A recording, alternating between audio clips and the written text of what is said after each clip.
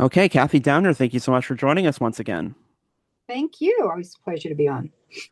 Well, wait till you hear some of these questions, because I want to start with, I mean, the immediate news in the New Year is like this daytime shelter situation, and so I want to interrogate this a bit because um we have this deal at the budget, $850,000 to go to a program that was presented to council as a $1.7 million opportunity. So can we start with by just saying, or just asking, like, what was the expectation? And the budget was like literally half of what was asked for. So what was the expectation in terms of what kind of service would be delivered here? I think, well, I can't say too much because again, that became an in-camera discussion about getting, and that motion was moved in camera. But I think it was just the price.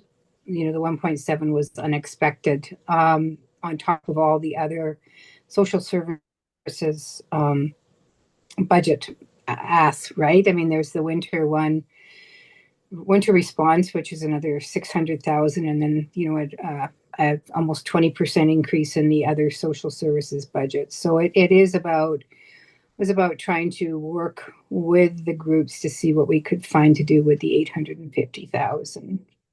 Okay. Because last year we it was 350,000 that was given to Royal City Mission to make up additional hours to what they were already doing.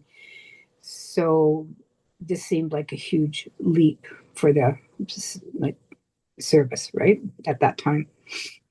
I think, yeah, no, for sure. And I think that Royal City Mission, um their advantage and their disadvantage is that they're able to do a lot with Little. very Yeah. little. And so when I think we all understand this when we're budgeting, we kind of have an ideal, like, if all things being equal, if we had this budget, we could do X, Y, Z. And I guess then, is this a question of um maybe we're realizing the real cost of these things? I mean, it's one thing to say, here's, hey, Royal City Mission, here's $350,000, do what you can. And then to say, if we were to actually budget all this out and to see that price tag in black and white in front of us, then it's a Yeah. different situation. Yeah, perhaps again, it is the city stepping into provincial space as well, which Mm, a lot of us are somewhat reticent to do. This continual stepping into that provincial space, and how much do you step into it on top of everything else, right? The rent subsidies you've been hearing about. It's just like another add-on. So I think the expectation was, to work with that group, and there was an agreement, uh, a tentative agreement just before Christmas, right. which just a few days before it was to open, kind of seemed to have fallen apart. So we are meeting later today to try to deal with that and see what we can do. I just, on a top of my, we used to talk about this a lot when I was on Family and Children's Services. You have your formal supports like Stepping Stone that get a lot of provincial funding, and not a lot, but I mean they operate with that provincial funding, and they get some city funding, and you have the informal supports like the Bench and Rural City Mission and other churches, and those are more informal supports, and they get those community benefit agreements. Here we're stepping into something different, right? And that's sort Right. of where our city mission got like. So we're stepping into actual contracts this time, right? And there's going to be more reporting and things like that. So I think you have to sort of like, how do you sort of align those informal supports with the formal ones, and that's not always as easy in black and white as it seems. So I mean, because the informal supports, they get to be nimble, completely in a different way. And so I think that's something that we all have to sort of keep in mind here, that as we move forward. I mean, not that there's anything wrong with either one. It's just Right. like, but you're got to align the two of them, and try to align the two of them in this case. So I think you were kind of getting at something, and maybe it was unintentional, but these things are like in like different pods, although they're kind of all technically under the same sort of idea of like homelessness response or housing yeah, support. And you have the formal stuff that is run out of like Wellington County, like the rental Yeah. supports, and then you have stuff like the winter response, which is some groups like Guelph. They used to be called the Task Force for Poverty Elimination. I think Yep. I can't remember their new name. And then things like the Bench, things like Royal City Mission, things Yeah. like Stepping Stone is and to your point, like, yeah, it's nice that we can have all these different groups where we can move quickly and nimbly, but at the same time, I think, if we counted it all up, aren't we talking about like 20 different agencies? And at the end of the day, how efficient is that? Yeah, yeah, right. So I wouldn't call Stepping Stone an informal, because they get a lot of provincial funding. Like you Sure. think of Gardens and you think of Norfolk. So yeah, so how it isn't. There's a lot of different organizations trying to deal with the homelessness and try to, and so that's what that I think that housing and health, at least they brought those two issues together. Those tables that are working on things. So that's how the 350,000 last year got to Royal City Mission was through those housing and health tables. Um, so it's not as efficient, and I think that's something we're trying to do is like how do we? And this is a 2-year pilot. This was to be. Right. So we'll see what happens. Like what discussion is today. We don't have much background information, so Okay, I wanted yeah, to get into that too because, as you said, we're recording this on Tuesday before that meeting is going to take place. So, I mean, we're dealing with a certain degree of uh, known unknowns, I guess. But the agenda the mayor shared, that's on the city website. It says it's about taking place in close for contractual and legal advice. I think I understand, but contractual reasons sort of stuck out to me because it's like there's no contract on the table, right? well, there was. I There mean, was, but there was, and I don't know if it's alive or it's dead or anything at this point, sounded right? pretty dead. Yeah, well, we don't know. It was sort of stalled. It's been stalled, so let's put it that way. So I don't really know, and again, I can't say a lot, but I mean, this whole discussion is about the response to the RFP, so it's all around those issues, right? And Okay. you have to be sensitive too, because all these organizations they have staff and they hire people, and whatever happens, yeah. I think So there's an under. all will be revealed, I guess, when I go to the meeting Well, later. this is kind of what I'm kind of want to get at, which is um I think people understand, lawyers' advice, contract, like there's a certain degree of discretion that has to happen. But for the agenda to come out and say, this is an entirely closed meeting affair, and like and for the mayor to make promise, like we'll tell you what happened in the meeting, and then, say what you will, that's always just like, well, we talked about this topic and now you're up to date. And it's like, well, I don't feel real. And I think the community, we certainly know that there's a rally planned in Yep. advance of the meeting too. So I think what I'm struggling with, and perhaps I'm speaking on the part of the community here, is that they don't feel necessarily up to date. They don't feel like there is an openness and transparency. And perhaps that's because of, the mayor and city council and city staff want to be discreet and they don't want to share too much that could get into legal trouble. But on the other hand, there is a community here who is like very mad and feels like there is a lack of information about something that was promised. Yep. Um, and with a great deal of fanfare, I might add.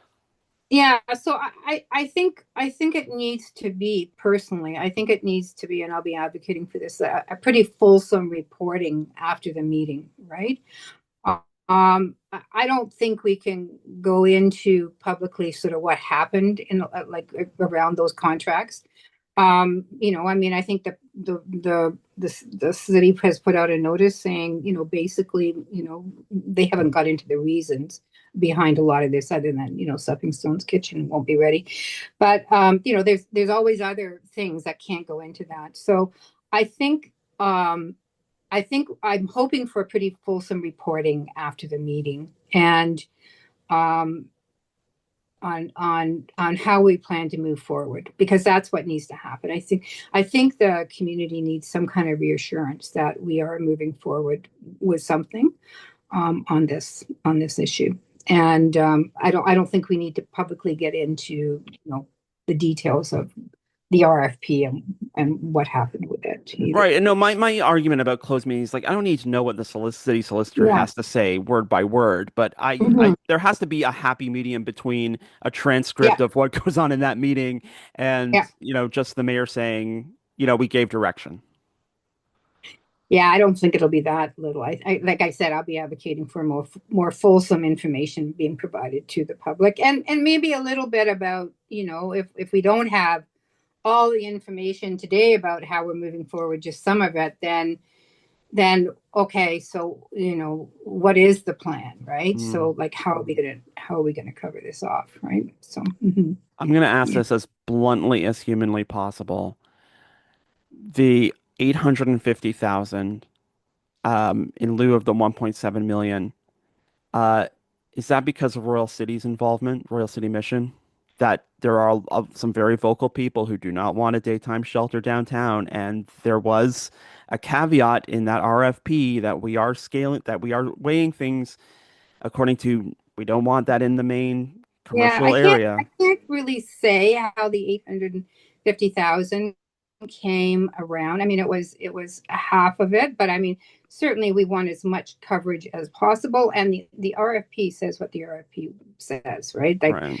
try to stay away from the main streets. And I've been on and I do have to say this. It's because it's the same with the Norfolk manor issue and the neighbors around there. They don't. It's not people. It's not the homelessness that's Right. the issue, and the homelessness that's the issue because I'm on the DGBA. It's more some of the things that go around that. It is the open drug use. It is the sex trafficking that can come with that, and the drug dealing, and some of the other behaviors that can go with those. So I want to be clear that a lot of people and neighbors around these facilities are not anti-homeless, like which I really Hmm. I find offensive because I don't hear that. I spent a lot of time with the DGB, and I'm not hearing that. And some of them have actually been very helpful.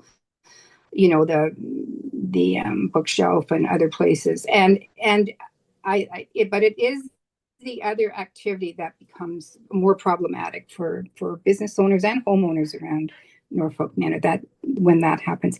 And it's been something that's been hard and a challenge um to manage, I would say, everywhere. So like Hmm. even the library, right around the library and things like that. But I can't really say like how we got to it was in camera, how it came to the 850. And I wouldn't say like personally, I don't think that RCM, I mean, they do a great job with what they do, right? So Hmm. again, it's one of the informal supports, and Stepping Stone was as everybody knows, Stepping Stone was the one who responded to the RFP, and Right. Royal City Mission was to be a sort of a subcontractor of theirs, right? Yes. I do, and The this Royal City Mission was not the one we would be doing the agreement with. I mean, right. that's quite clear from the way they responded. But I do wonder about that though, because and I speculated, and Kevin Coghill would probably be the one to ask about this. But just as we're chatting here, I think there was an inference in a lot of those discussions back in May. Like, we do not want Royal City Mission because um, people don't like the looks of unhoused people hanging out in Well, I front of think I there. think I think no, again, I'd say it's not the look of unhoused people. It's some of the other stuff that goes along with that on that street. Sure. That was the discussion back in May, and it's a discussion around Norfolk Manor, and it's discussion around that as well. So if we Okay. could avoid that, I mean, in the end, like we may not like it may not be able to avoid that because location is location is location, right? And Kevin, has a good record of the Rural City Mission has a good record of serving that population, right? Mm-hmm. And being very inclusive. And I mean, nobody has said a bad word about Royal City Mission or No, Kevin or anybody or any of the volunteers involved there. I just what I took away, and I think what a lot of people took away was it just like just anywhere but there. And if Royal City Mission collaborating with Stepping Stone was the acceptable way to sort of get that in the back door, that, I mean, Stepping Stone did used to be a drop-in center too. That worth pointing out too. So there is some history there. It just feels like we tried to take a long way around to Well, not talk about the elephant on Quebec Street. yeah. Well, like I said, I can't talk about in camera things, but I would say Yes. that Stepping Stone is like has set themselves up to also do that type of work, right? Hmm. They've got a kitchen, and so it doesn't, and the Norfolk Manor has a big kitchen as well. So it's sort of like Sure. what this issue is growing. Hmm. It's not necessarily in my mind always going to be a one location issue, right? Because Sure. it's growing. For sure. We just got the numbers out of AMO today, Yes. 85,000 homeless, right? Yeah. And municipalities are struggling. And as Cam always says, what is it? What does he say? It's, the feds have the money, the provinces makes the rules, and the municipalities get the problems, right? It's about housing, ultimately. Um, No, and for a lot. sure. I mean, it's a mess of a situation, but I think I had this conversation with Cam on this show that, at the end of the day, I can come up and harass Cathy Downer or Cam Guthrie or Rodrigo Gall, I can't, maybe I can call up Doug Ford. I never tried to call his cell phone, but it's, but you can't harass Doug Ford or Rob Flack or Sylvia Jones to like to back them into a corner and do anything. And Mhm. it's a frustrating situation. Oh yeah, And yeah. yeah, I've taken the hickory switch to you in the last 20 minutes, but it's you're doing what you can too, and everybody on council is doing what they can. I think everybody's intentions are well. It's just such people think it's black and white, and it's Hmm. not. It's Hmm. much more complex than that. Yeah, We're and talking hopefully, on Sorry, yeah. we're talking on Tuesday before the Wednesday social services meeting, and the November meeting there was some friction, and this is kind of getting to like how we've kind of siloed everything too. And I know that the rent top up subsidies are going to be top of mind, but we're diving into the social services budget. But I want to look at the bigger picture because I think Cam had this idea. We'll work collaboratively. That was tough to spit out. With Wellington County. This is kind of the first sign. It's like maybe we have different ideas about what that looks like. So you're on the social services committee. Are we reaching uh, a point of where collaboration doesn't work as they want to roll back some of these rent subsidies, and we all know how vital they've become. Well, I don't think the county wants to roll them back. And I don't even know that council wants to see them roll back right now. But there's like, what is the bigger plan here? I mean, we can't keep increasing the rent subsidies without dealing with, okay, we need more housing Hmm. ultimately. So social housing, and how do we get that built? And we're seeing the city doing some work on that. We set aside, there's two properties brought to council last week, and there's certainly there's been a lot of focus on how do we get into housing, Hmm. again, a provincial Right. you know territory, because it's important. So I think that's more the issue is, I mean, the rent subsidies, how do you, like, if people are not, you've seen, well, at least the rents are starting to come down a bit, Mm. but they're still not at what would be rent geared to income for a lot of people that need it that way. And um it just if you don't do the rent supplements, then people end up homeless. And then you're working for more stable housing for them, and then you're looking at more rents. And then mental health goes down. I mean, a lot of people, when they get on the street, they're not necessarily addicted to anything, but certainly the stress of trying to live on the streets, can lead to that and other mental health issues, and, Right. and health issues, right? So I think the red subsidies are important. So we'll see what happens tomorrow in the discussion. But I think there's just been a more of an issue of, well, what's the longer term plan here?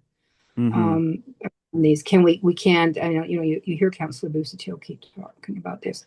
We can't keep going on increasing this without having a bigger plan of housing stability and developing more housing. And how do we do that? And it's been sort of a difficult thing with the county. So how do we do social housing as a city? Because we're not the service managers, right? So how do we Right. do that? It's just been a big question. And yet still we're proceeding with that with the Normandy and Eastview addresses, three And then fourplexes. we have the one where the pottery place was, Yeah. and there's the new youth um, housing. So yeah, we've been, and all the supportive and transitional housing, and all that's been really helpful. But once you get into transitional and supportive, so where's then the social housing for them to go to that next step, right?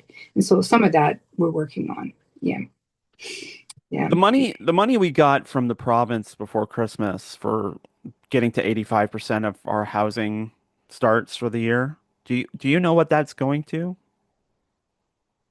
I think doesn't that you're probably better know than I do. I think that goes into infrastructure. I think that's part Okay. of the DC top up. I think I should. Okay. Yep.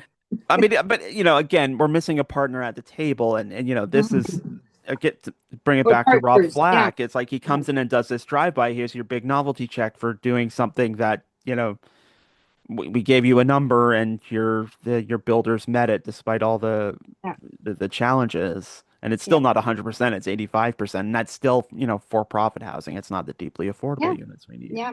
Yeah. Yeah. No, they're not a partner in this at all as far as this. Yeah. Yeah. Yeah. Have to look. All right, I'm going to ask you an election question to wrap up, because it is an election year. We're officially in an election year now. Uh, Everything's going to be political from everything's going to now be until. political, which is, well, we'll start with the most obvious one. Are you planning right now to run for re-election? I'll make up my mind in the spring. I'm leaning Okay. against not doing it, but I'll make up my mind later on. Okay. Well, it's not a yes until it's a no. But to just look practically ahead, I mean, there's a lot of stuff that's we could have talked about today too. There's the Heritage Conservation District downtown's coming back next week. We're probably going to see all of those come back this year. A lot of plans that have been in the works. This is kind of like a finishing year, right? Because the council wants to start with kind of a fresh. The next council wants to start with a fresh slate. So I mean, talking about these big things, these big ongoing things, it's like what can we practically expect, and what do you practically expect in terms of like being able to like tackle big things this year, or is it just about, not leaving stuff undone?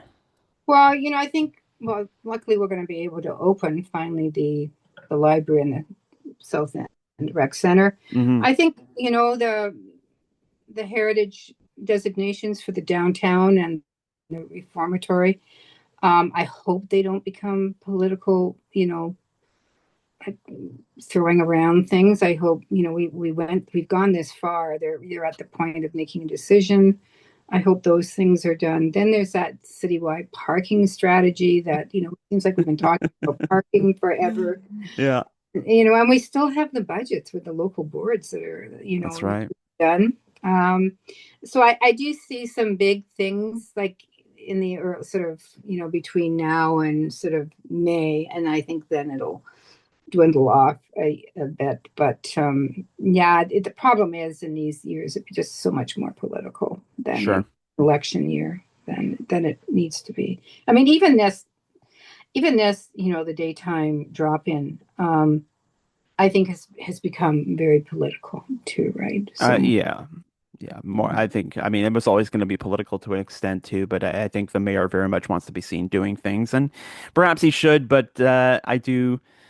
I think you're right. We do smell a little bit of politics in the water, but thank you for bringing us full circle, Kathy Downer. You have a nice day.